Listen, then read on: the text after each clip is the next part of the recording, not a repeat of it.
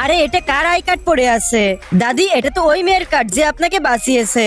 আরে ইমরান, এটা তো আমাদের কোম্পানিরই আই কার্ড। হ্যাঁ দাদি, এটা তো আমাদের কোম্পানিরই আই কার্ড। ও, এবার আমি বুঝতে পেরেছি। দাদি, আমি কল দিয়ে বলে দিচ্ছি যাতে রিমার চাকরিটা হয়ে যায়। হ্যালো ম্যানেজার, রিমা নামের যে মেয়েটা আছে না, ওর চাকরিটা যেন পাক্কা হয়ে যায়। রিমা, তুমি চিন্তা করিও না, তোমার চাকরিটা পাক্কা হয়ে গেছে। এই তো চলে এসেছি অফিসে, এবার তাড়াতাড়ি অফিসের ভিতর চলে যাই। আরে এটা তো ওই গাড়ি যে আমাকে টক্কর মেরে দিছিল আর দাদিকেও। আরে এ আবার কোথায় গেল? পূজা, জানিস বসের গার্লফ্রেন্ড আসছে আমাদের অফিসে চাকরির জন্য। কি সত্যি? হ্যাঁ আমি ঠিক বলছি, আর ওনার খেয়াল রাখতে হবে আমাদেরকে ঠিক মতন। আসসালামু আলাইকুম ম্যাডাম, আমি এখানে চাকরির জন্য এসেছি। রিমা ম্যাডাম ব্যাগ দিন, বস আমাদেরকে সবকিছুই বলে দিয়েছে। আপনার চাকরিটা একদম পাক্কা হয়ে গেছে। আরে এই বসটা আবার কে, আর আমার চাকরিটা কেন পাক্কা করেছে?